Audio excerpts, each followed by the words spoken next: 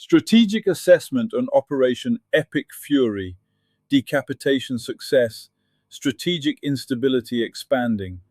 The 2nd of March, 6 o'clock GMT. 1. Executive overview. The US-Israeli campaign has achieved high-value leadership attrition inside Iran, but failed to produce regime paralysis.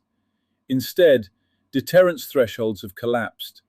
Tehran has shifted to distributed retaliation across multiple domains, converting a precision strike campaign into a widening regional confrontation. 2. Operational timeline, last 48 hours. D-Day, 28th February. Joint strikes targeted Tehran, Isfahan, and Qom. Leadership nodes and missile infrastructure were primary objectives. Reporting indicates Supreme Leader Ali Khamenei and senior defense officials killed.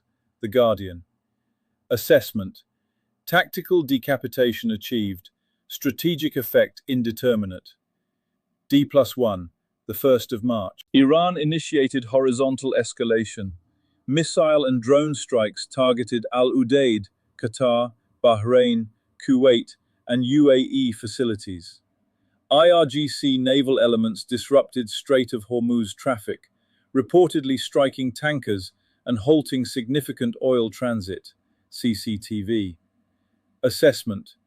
Tehran shifted from deterrence posture to economic warfare signaling. D+2, 02 March. Conflict radius expanded. Drone activity reported near RAF Akrotiri, Cyprus. Israel conducted follow-on strikes in Tehran and against Hezbollah-linked assets. US CENTCOM acknowledged initial fatalities. BSS News. Assessment. Theater expansion underway. Maritime and Levant fronts now active risk zones. 3.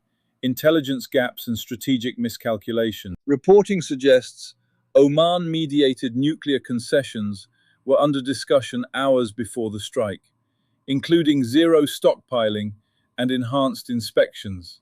The Indian Express. If accurate, the decision to proceed reflects prioritization of coercive dominance over negotiated rollback. The assumption that regime decapitation would fracture command coherence has not materialized. Interim consolidation around IRGC-linked structures is reported. Xinhua News Agency. No organized opposition appears positioned to exploit leadership vacuum conditions. Assessment. Political modeling underestimated regime resiliency and overestimated internal fragmentation potential. 4. Regional battle damage and force posture. Iran. Air defense degraded in western and southern sectors. Strategic C2 disrupted at senior level, but reconstituted through decentralized IRGC channels. Retaliatory launch capacity intact. US allied forces. Confirmed personnel losses. Forward bases under sustained missile and drone pressure. Naval assets targeted but not decisively damaged. Defensive intercept rates remain critical variable. Civilian impact. High casualty incidents, including reported strike on Minab Girls' School, 148 KIA, present enduring information operations leverage for Tehran. Civilian damage undermines coalition narrative framing. Assessment. Tactical superiority does not translate into strategic narrative control. 5. Escalation dynamics. Iran now operates under a logic of unconstrained retaliation.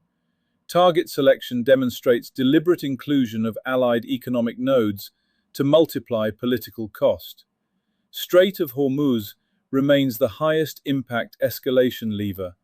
Even temporary disruption has immediate global energy shock implications. Israel's continued strikes into Tehran and Lebanon raise probability of Hezbollah full activation.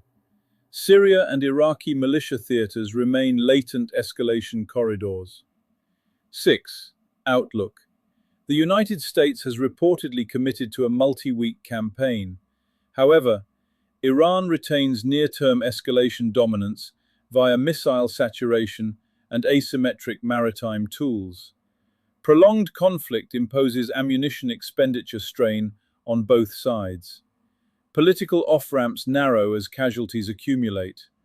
Washington faces a commitment dilemma. Early cessation signals strategic overreach. Prolonged engagement increases regional entanglement probability. Absent rapid diplomatic containment, the conflict trajectory points towards sustained multi-front attrition with periodic escalation spikes rather than decisive resolution. The operational environment has shifted from punitive strike doctrine to regional instability management under fire.